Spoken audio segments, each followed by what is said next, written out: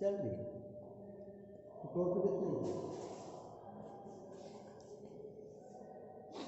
अब अगला टॉपिक है अपना इतिहास के अंतर्गत अपन ने कनिष्क का जो टॉपिक चल रहा था उसके अंतर्गत अपन ने उसका साम्राज्य विस्तार विजय तक पढ़ लिया था।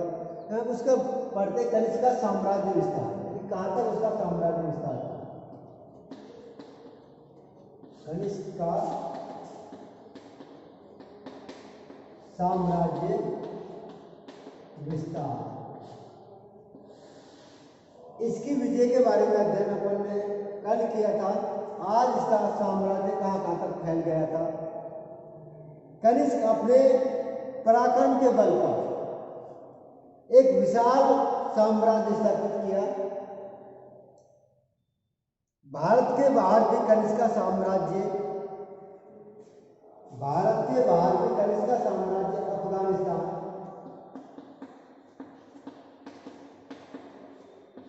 अफगानिस्तान, बैक्टीरिया,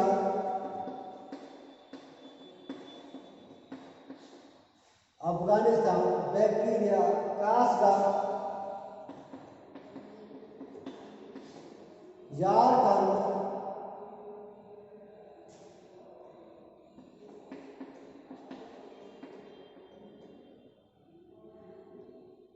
झारखंड और खेतान,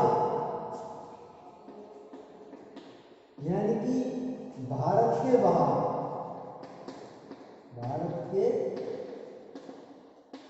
कनिष्क का साम्राज्य कहाँ का था। अफगानिस्तान था, बैक्टीरिया था, कासगर था, झारखंड था और खेतान था। इसके अतिरिक्त पंजाब,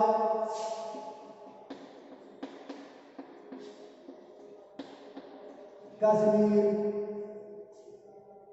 सिंधु,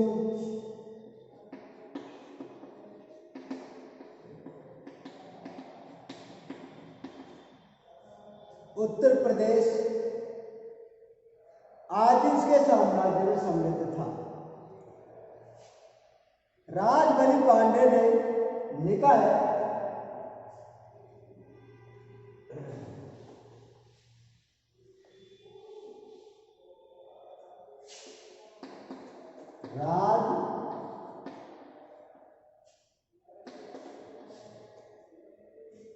राजबली पांडे ने लिखा है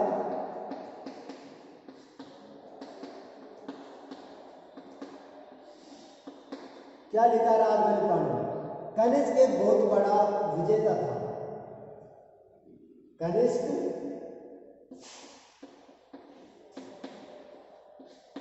एक बहुत बड़ा विजेता था।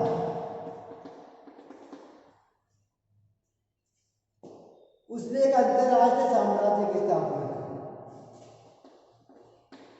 उसने एक अंतरराष्ट्रीय साम्राज्य की स्थापना की। उसने अंतरराष्ट्रीय साम्राज्य की स्थापना की जो एशिया के कई देशों में फैला हुआ है।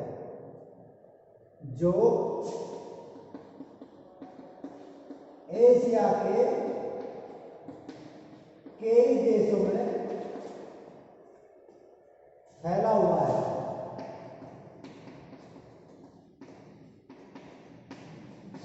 जो एशिया के कई देशों में फैला हुआ है। पश्चिमोत्तर में यह कासगर और झारखंड खेतान।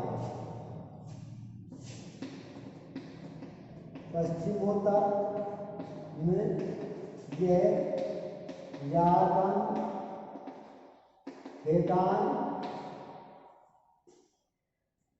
और कासगर, यानी कि पश्चिमोत्तर में कासगर, झारखंड और खेतान तक फैला हुआ है। पूर्व में कम से कम वाराणसी तक,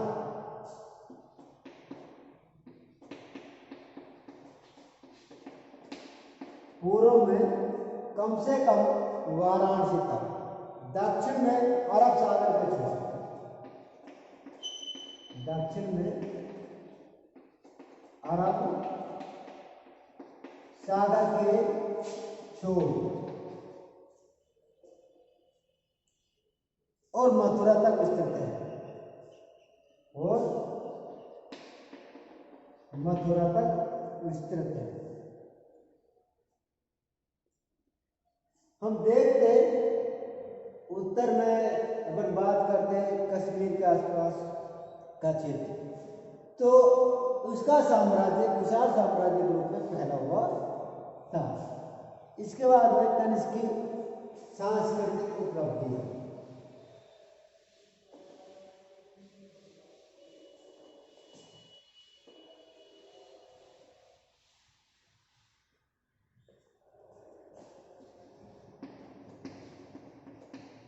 कनिष्क की सांस्कृतिक उपलब्धियां।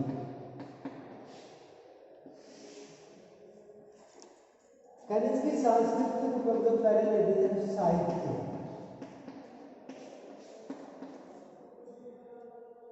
कनिष्क के शासनकाल में साहित्य के क्षेत्र में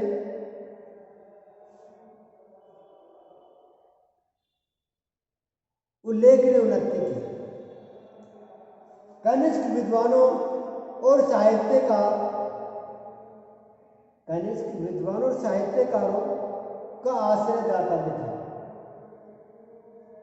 उसके दरबार में उच्च कोटि के विद्वान सुशोभित रहते थे।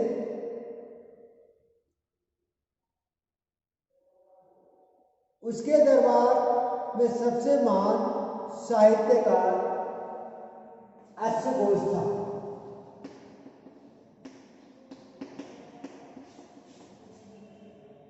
अश्वघोष था, जो एक दार्शनिक, कवि, लेखक और नाटककार था। जो एक दार्शनिक, कवि, लेखक और नाटककार था। ये उसके अंदर अश्वघोष सब दार्शनिक भी था, कवि भी था, लेखक भी था और नाटककार भी था। उसकी रचनाओं में बुद्ध चरित्र,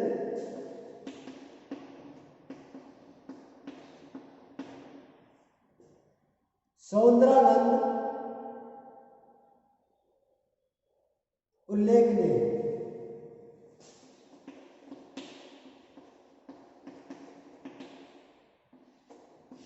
बुद्ध चरित्र, सौंदर्यानंद उल्लेखनीय है। नागार्जुन एक प्रसिद्ध दार्शनिक था।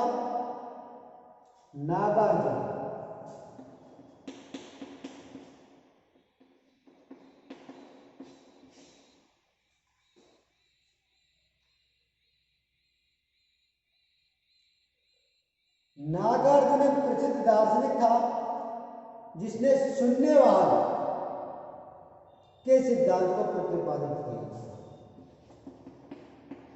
शून्यवाद के सिद्धांत को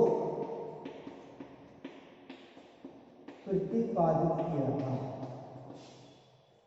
नागार्जुन एक प्रसिद्ध दार्शनिक था जिसने शून्यवाद के सिद्धांत का प्रतिपादन किया। माध्यमिका सूत्र में सापेक्षता के सिद्धांत को प्रस्तुत किया था। माध्यमिका सूत्र में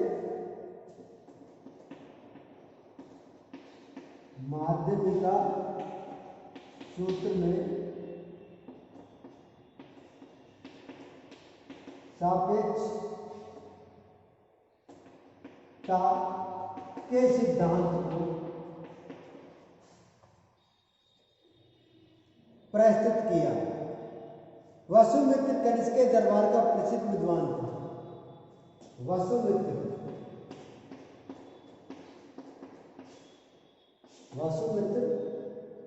कनिष्क के दरबार का प्रसिद्ध विद्वान था। महाविवाह सूत्र की रचना की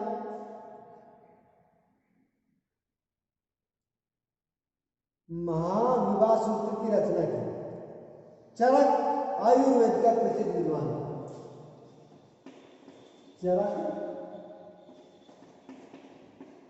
आयुर्वेद का प्रसिद्ध विद्वान जिन्होंने चरक संहिता की रचना की,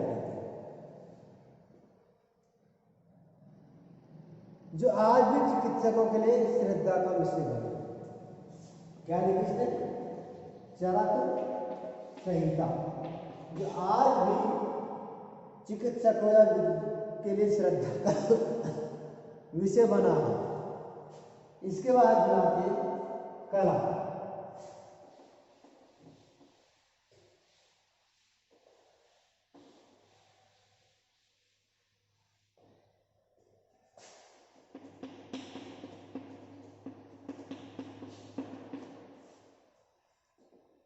कनिष्क का शासनकाल भवन निर्माण कला, मूर्ति कला के विकास के लिए विख्यात है। उसने अनेक इमारतों, भवनों, राजप्रासादों, अनेक इमारतों,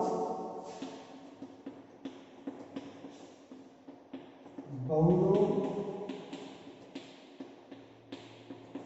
राजप्रासादों, स्मारकों,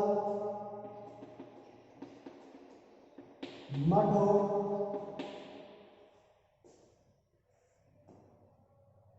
एवं मूर्तियों का निर्माण किया।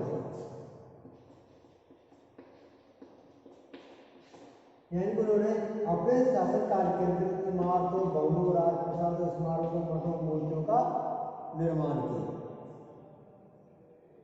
उसने अनेक नगर भी बसाए। कश्मीर में कनिष्कपुर, कश्मीर में कनिष्कपुर, तक्षशिला के निकट सिरमुख नामक नगर, तक्षशिला के निकट सिरमुख नामक नगर,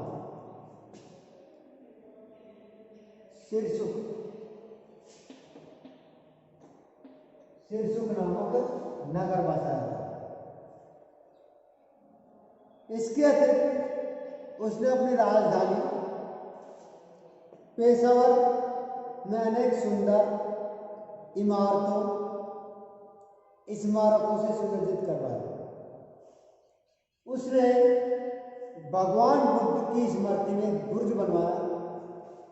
भगवान बुद्ध की स्मृति में एक बुर्ज बनवाया जो 600 फुट ऊंचा, 600 फुट ऊंचा,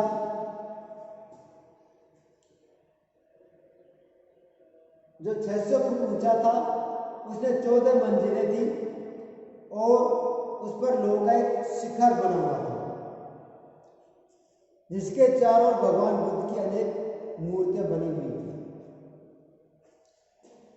उसके शासनकाल के अंतर्गत कला के क्षेत्र में 2 कलाओं का विकास हुआ था, गांधार कला और मथुरा कला।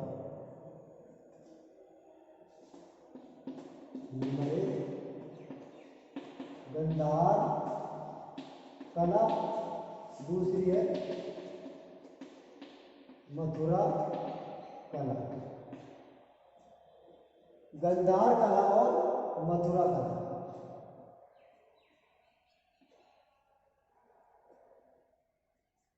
कनिष्क के शासनकाल में मूर्ति कला का पर्याप्त विकास हुआ। मूर्ति कला के गांधार शैली का विकास भी कनिष्क के समय में हुआ। गांधार कला का विकास इसके समय में हुआ, कनिष्क के समय में। इस शैली के विषय तो भारतीय है। इस शैली के विशेष तो भारतीय है, लेकिन सजावट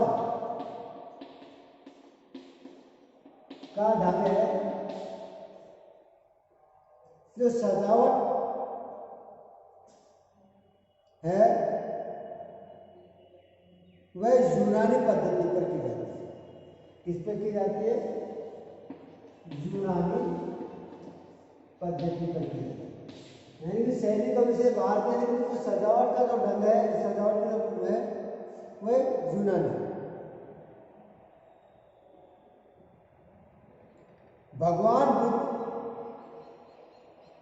की सैकड़ों मूर्तियां गंधार कला शैली में, यानी कि भगवान बुद्ध की जो सबसे ज्यादा मूर्तियां हैं वो गंधार कला शैली के अंतर्गत बनी थी। इसके बाद में आती है मथुरा कला। कौन सी कला आती है? मथुरा कला। कंस के काल में गंधार कला के अतिरिक्त मथुरा कला का केंद्र था। मथुरा जिस शैली का विकास हुआ उसे मथुरा कला कहा जाता है। मथुरा के निकट एक मान नामक कस्बे की खुदाई है। मथुरा मान नामक एक कस्बे की खुदाई की गई, इसमें कनिष्क कालीन में अनेक मूर्तियां प्राप्त हुई। इसमें कनिष्क एक महान मानवकार की मूर्ति उल्लेखनीय है। उसके हाथ में तलवार, दूसरे में म्यान है। वह सत्ता की मुद्रा में खड़ी हुई है। यह मूर्ति कला की दृष्टि में उत्कीर्ण उदाहरण माना जाता है। यानी कि मथुरा कला के अंतर्गत एक ऐसी ढंग की मूर्ति मिली है, ऐसा ही ढंग से लंबा कोट, यानी कि उसका लंबा कोट पहना हुआ दिखाया गया है। दूसरे हाथ में म्यान है और सत्ता की मुद्रा में खड़ा हुआ है। इसके बाद आता है धर्म।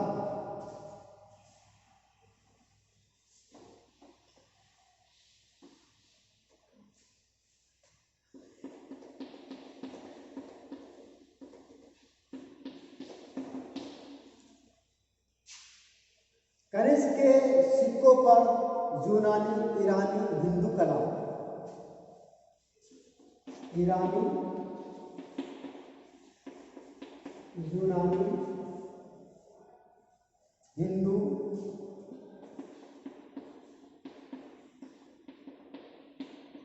बौद्ध धर्म के देवताओं को चित्रांकित किया।